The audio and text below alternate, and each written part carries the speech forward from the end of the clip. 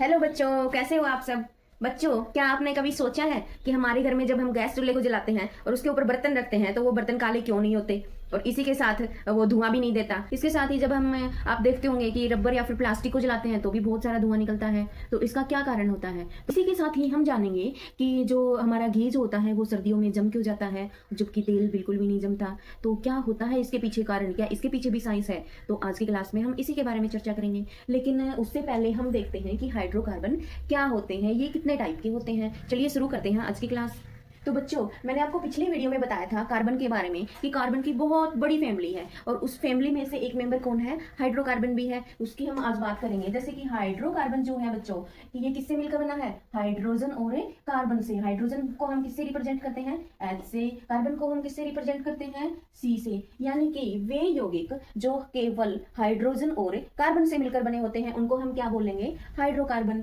अब जो हाइड्रोकार्बन जो हैं वो मुख्य रूप से कितने प्रकार के होते हैं, संतृप्त और असंतृप्त, दो टाइप के होते हैं। अब ये संतृप्त हाइड्रोकार्बन क्या है, असंतृप्त हाइड्रोकार्बन क्या होता है, चलिए देखते हैं।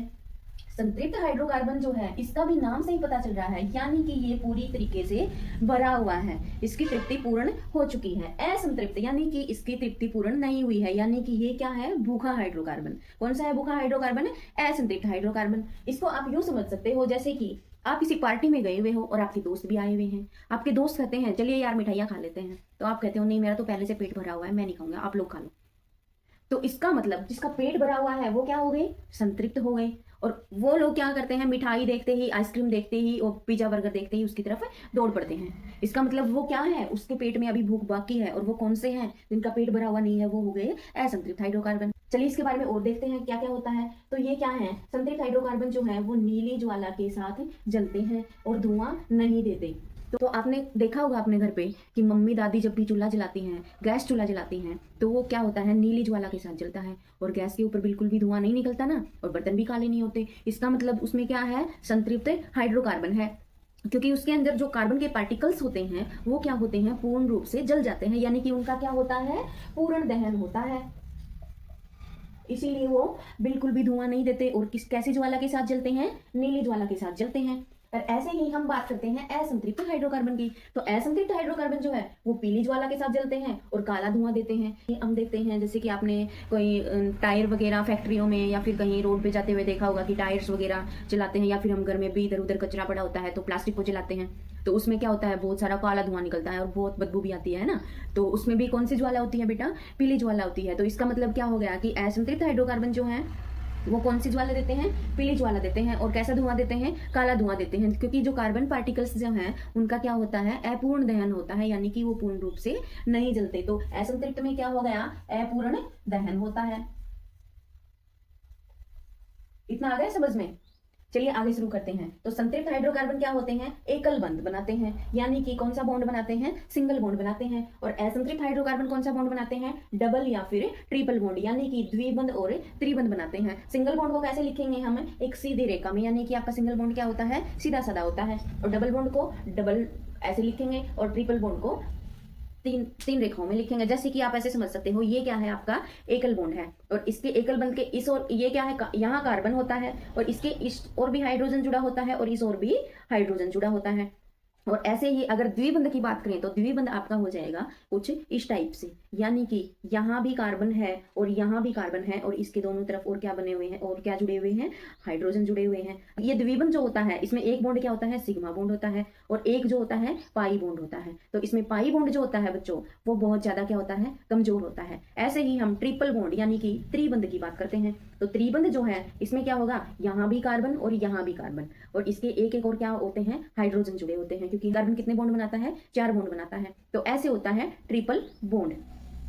चलिए आगे देखते हैं कि अब ये जो एल्केन और एल्कीन के बारे में, एकल बंध और द्विबंध के बारे में बता दिया मैंने आपको। तो ये एकल बंध जो होते हैं उनको क्या बोलते हैं, जिनमें एकल बंध होता है उनको बोलते हैं हम एल्केन। यानी कि जब हम आगे आईपीएससी नामकरण पढ़ेंगे तो उसमें लास्ट में क्या जोड़ेंगे, इन जोड़ेंगे। इसकी चर्चा हम आगे की क्लास में करेंगे। और जो द्विबंध और त्रिबंध बनाते हैं, यानी कि जो द्विबंध बनाएंगे उसको क्या बोलेंगे, एल्कीन, और जो त्रिबंध बनाएंगे उसको बोलेंगे हमें एल्काइन। तो इसी के साथ आगे बढ़ते हैं तो ये देखते हैं अधिक स्थायी एवं कम क्रियाशील, यानी कि संतृप्त हाइड्रोकार्बन जो होते हैं वो क्या होते हैं, अधिक स्थायी होते हैं और कम क्रियाशील, यानी कि जैसे कि हम मीथेन गैस लेते हैं तो वो क्या होती है, बहुत ज्यादा स्थायी होती है। इसी के साथ अगर हम असंतृप्त हाइड्रोकार्बन की बात करें तो वो क्या होती है, कम स्थायी और अधिक क्रियाशील, यानी कि कम स्थायी को आप ये समझ सकते हो कि जैसे हमने एथिलीन गैस ले ली और एथिलीन गैस को हमने खुला छोड़ दिया तो वो क्या हो जाएगी, उड़ जाएगी, यानी कि वो ज्यादा देर तक नहीं टिक सकती। इसका मतलब वो क्या है, कम स्थायी है। और ये किसका एग्जाम्पल है, असंतृप्त हाइड्रोकार्बन का। चलिए आगे देखते हैं कि ये संतृप्त हाइड्रोकार्बन क्या देते हैं, प्रतिस्थापन अभिक्रिया देते हैं। अब ये प्रतिस्थापन अभिक्रिया कैसे देते हैं, चलिए देखते हैं एक एग्जांपल के साथ।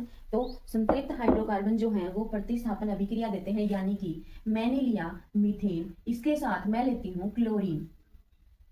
तो प्रतिस्थापन अभिक्रिया में क्या हो जाएगा बेटा, जो क्लोरीन जो है वो हाइड्रोजन को क्या कर देगा, प्रतिस्थापित कर देगा। इसको सब्स्टिट्यूशन रिएक्शन भी बोलते हैं। तो ये क्या बन जाएगा, ये एक हाइड्रोजन निकल जाएगा और इसकी जगह पे क्या आ जाएगा, क्लोरीन आ जाएगा। तो ये बन जाएगा CH3Cl। पीछे क्या बचा, क्या निकला था, हाइड्रोजन निकला था, तो इसको यहाँ लिख देंगे और एक Cl बचा, यानी कि एक क्लोरीन बचा, तो इसको हमें यहाँ लिख देंगे। तो ये हो गई आपकी प्रतिस्थापन अभिक्रिया, सब्स्टिट्यूशन रिएक्शन। तो ये तो हो गई बेटा संतृप्त हाइड्रोकार्बन की बात। अब हम देखते हैं असंतृप्त हाइड्रोकार्बन। असंतृप्त में कौन सी अभिक्रिया देते हैं, योगात्मक अभिक्रिया देते हैं। अब ये योगात्मक अभिक्रिया क्या है, तो जैसे कि हम लेते हैं CH2 डबल बॉन्ड CH2। आपको पता है असंतृप्त हाइड्रोकार्बन में डबल बॉन्ड वाले लिए जाते हैं, यानी कि ये क्या है, एथीन है। तो एथीन में आपको कैसे पता चला कि ये एथीन है, तो बेटा आगे की क्लास में हम इनका आईयूपीएसी नोमेनक्लेचर देखेंगे तो आपको भी पता चल जाएगा कि कौन एथीन होता है, क्या एथाइन होता है, क्या ब्यूटीन होता है, क्या ब्यूटाइन होता है। तो इसको हम आगे की क्लास में चर्चा करेंगे। तो क्या कर रहे थे हम, अभी हमने लिया है एथीन, इसकी रिएक्शन भी हम किसके साथ करवाएंगे, क्लोरीन के साथ जब हम रिएक्शन करवाएंगे। तो ये जो मैंने आपको बताया था कि एक बॉन्ड क्या होता है, पाई बॉन्ड होता है, और वो क्या होता है, कमजोर होता है। अब ये बेचारा, ये मान लो कि ये आपका दोस्त है और ये है बर्गर। तो इसने क्या किया कि ये दोस्त जो है वो बर्गर को देखते ही उसका पेट में थोड़ी भूख तो पहले से ही थी, तो उसकी ओर दौड़ पड़ता है, यानी कि वो सोचता है चलिए बर्गर और खा लेता हूँ, है ना। इसी तरीके से जैसे कि एथीन जो है उसको क्लोरीन दिख गया तो वो सोचता है क्यों ना यार मैं अपना एक बॉन्ड तोड़ के क्लोरीन को अपने पास जोड़ लूं, है ना। तो ऐसे ही करता है ये। तो ये क्या हो जाएगा, CH2, इसके साथ में क्या जुड़ जाएगा, क्लोरीन जुड़ जाएगा। और ये बॉन्ड इसने क्या कर दिया, एक तोड़ दिया क्लोरीन जोड़ने के लिए। तो और इसके साथ आगे लिखेंगे हम ये वाला CH2, और इसके साथ एक क्लोरीन तो हमने यहाँ पे जोड़ दिया और एक क्लोरीन को हम कहाँ जोड़ देंगे, यहाँ जोड़ देंगे। तो ये हो गया आपका CH2 सिंगल बॉन्ड CH2, और दोनों के साथ साथ क्या जुड़ गए, एक एक क्लोरीन जुड़ गए। तो ये हो गई आपकी योगात्मक अभिक्रिया। चलिए आगे देखते हैं कि ये ब्रोमीन जल से क्रिया नहीं करते। ब्रोमीन का सिग्नल क्या होता है, Br में। चलिए देखते हैं कि ब्रोमीन जल से क्रिया कैसे नहीं करते। यानी कि जो संतृप्त हाइड्रोकार्बन, अब मैं लेती हूँ कि एक मीथेन है और इसके साथ मैंने ले लिया ब्रोमीन, यानी कि Br2 ले लिया। तो ये कह रहा है कि ये ब्रोमीन जल के साथ क्रिया नहीं करते। जैसे कि मैंने एक संतृप्त हाइड्रोकार्बन मीथेन लिया है, एक लिया है ब्रोमीन। जब हम इसकी रिएक्शन करवाएंगे, इसका कलर क्या होता है, रेडिश ब्राउन होता है, यानी कि लाल भूरा होता है। ब्रोमीन जो जलीय ब्रोमीन का होता है वो क्या होता है, रेडिश ब्राउन। तो इसकी जब हम रिएक्शन करवाएंगे तो किसकी उपस्थिति में होगी, CCl4, यानी कि कार्बन टेट्राक्लोराइड की उपस्थिति में। तो कार्बन टेट्राक्लोराइड की उपस्थिति में ये इसके ऊपर कोई फर्क नहीं पड़ेगा, यानी कि इसका पेट पहले से भरा हुआ है तो ये ब्रोमीन को अपने साथ नहीं जोड़ेगा, यानी कि कोई भी रिएक्शन, कोई भी अभिक्रिया नहीं होगी। इसी के साथ अगर हम असंतृप्त हाइड्रोकार्बन के साथ ब्रोमीन जल की रिएक्शन करवाएंगे तो देखते हैं क्या होता है। अगर हम असंतृप्त हाइड्रोकार्बन, यानी कि मैंने ले लिया ethene, CH2 double bond CH2, इसकी हम अगर ब्रोमीन जल के साथ रिएक्शन करवाते हैं, यानी कि Br2 के साथ रिएक्शन करवाएंगे, किसकी उपस्थिति में होगी, CCl4, यानी कि कार्बन टेट्रा क्लोराइड की उपस्थिति में होगी। तो क्या बन जाएगा, CH2 सिंगल बॉन्ड CH2। जैसे कि ये क्या कर रहा है, इसको ब्रोमीन दिख गया तो इसने क्या कर लिया, अपना एक बॉन्ड तोड़ लिया और किसके साथ जुड़ गया, ये ब्रोमीन के साथ, यानी कि ब्रोमीन को अपने पास इसने बुला लिया और ये जुड़ गया ब्रोमीन यहाँ पे, और एक ब्रोमीन जुड़ गया यहाँ पे। तो इसके साथ ही क्या होता है कि जो जब ब्रोमीन जुड़ता है तो इसका जो रेडिश ब्राउन कलर जो है वो क्या हो जाता है, गायब हो जाता है। इसको आप ठीक इसी तरीके से याद कर सकते हो बेटा कि जब ब्रोमीन जल की क्रिया किसके साथ करवाते हैं, असंतृप्त हाइड्रोकार्बन, या फिर हमने करवाई है एथीन के साथ, जो कि एक असंतृप्त हाइड्रोकार्बन है, तो उसके साथ अगर हम करवाते हैं तो उसका क्या हो जाता है, साथ में वो ब्रोमीन तो जुड़ जाता है लेकिन उसका रंग गायब हो जाता है। तो ये ऐसा क्यों होता है? क्योंकि उसके साथ क्या जुड़ गया? असंतृप्त हाइड्रोकार्बन, जो कि उस भूखे थे ना, तो उसका बेचारे का रंग भी उड़ा दिया।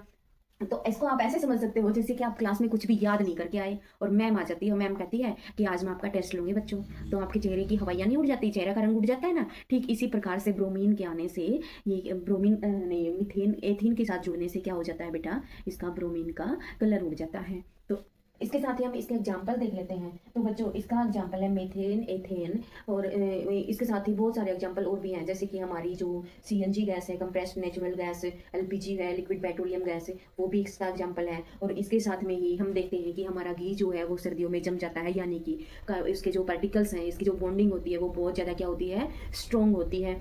तो जो उसकी बॉन्डिंग जो है वो टूट नहीं पाती, इसलिए क्या है, घी जो है वो सर्दियों में जम जाता है, जबकि तेल नहीं जमता। तो तेल क्या हो गया, असंतृप्त हाइड्रोकार्बन। वनस्पति तेल जो हो गया वो भी क्या हो गया आपका, असंतृप्त हाइड्रोकार्बन हो गया। मैम क्यों हो गया? तो बेटा उसके जो कार्बन पार्टिकल्स जो हैं, यानी उसकी बॉन्डिंग जो है कार्बन पार्टिकल्स के बीच में, वो क्या होती है, कमजोर होती है। उसके बीच में क्या रह जाती है, जगह रह जाती है, उसका पेट क्या है, खाली रह जाता है, इसीलिए तेल जो है वो हमारा नहीं जमता है। इसके साथ और एग्जाम्पल देते हैं, ethene, ethyne, butane, butyne, propane, propyne. तो ये किसका एग्जाम्पल हो गए, सारे असंतृप्त हाइड्रोकार्बन का एग्जाम्पल हो गए। तो बच्चों आज की क्लास में बस इतना ही। आगे की क्लास में हम देखेंगे कि जो हाइड्रोकार्बन्स जो हैं उनका IUPAC नोमेनक्लेचर कैसे किया जाता है, बेंजीन क्या होता है और उसको कैसे कैसे लिखा जाता है। तो इसी के साथ बच्चों मैं आपको एक क्वेश्चन देती हूँ कि मेरे पास 2 गैस सिलेंडर हैं, उसमें एक में एथेन गैस भरी हुई है और एक में एथीन गैस भरी हुई है। दोनों को हम जलाते हैं तो कौन से ज्वाला के साथ जलेंगे और कैसा धुआं देंगे या फिर धुआं रहित जलेंगे, वो क्वेश्चन का आंसर आपको लिखना है